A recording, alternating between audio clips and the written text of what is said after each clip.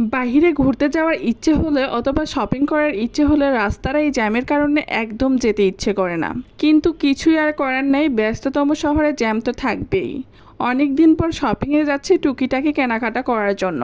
যাই হোক, আমার আবার রিক্সা করে ঘুরতে ভীষণ ভালো লাগে। আরও বেশি ভালো লাগে সন্ধ্যার সময় সোডিয়াম লাইটের নিচে প্রিয় মানুষের সঙ্গে পুরো শহরটা ঘুরতে। কিন্তু যেহেতু কেনাকাটা করব, এই জন্য বিকেলের দিকেই বের হয়েছিলাম। যাওয়ার সময় সামনেই পড়লো একটা কাপল, কি সুন্দর একসাথে যাচ্ছে। আর এইরকম ভালোবাসার মানুষ পাশে থাকলে ব্যস্ত রাস্তায় চোখ বন্ধ করেও পার হওয়া যায়।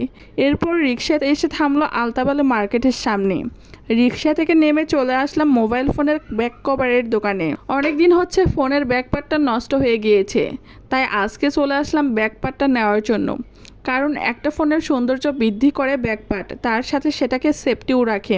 এখানে এসে আমি একটার পর একটা ব্যাক পার্ট দেখছিলাম। এরপর একটা ব্যাক পার্ট আমার খুব পছন্দ হয়েছে, আর এ ভাইয়াটা ফোনটা পরিষ্কার করে ব্যাক পার্টটা লাগিয়ে দিল। এরপর এখান থেকে বিদায় নিয়ে চলে আসছি ছেলেদের টি শার্টের দোকানে। এখানে এসে অনেকগুলো টি শার্ট দেখছিলাম, অবশেষে কয়েকটা টি শার্ট পছন্দ হয়েছে, সেগুলো নিয়ে এরপরে চলে যাচ্ছি টুকিটাকি কসমেটিক কিনতে। আসলে শপিংয়ে আসলে কেন জানি না মনে হয় যে আমার এটা নাই ওটা নাই। কসমেটিকের জিনিসগুলো দেখলেই নিতে ইচ্ছে করে। মেয়েদের কসমেটিক্সের হাজার জিনিস থাকলেও কেন জানি না তারপরেও তাদের প্রয়োজন ফুরায় না।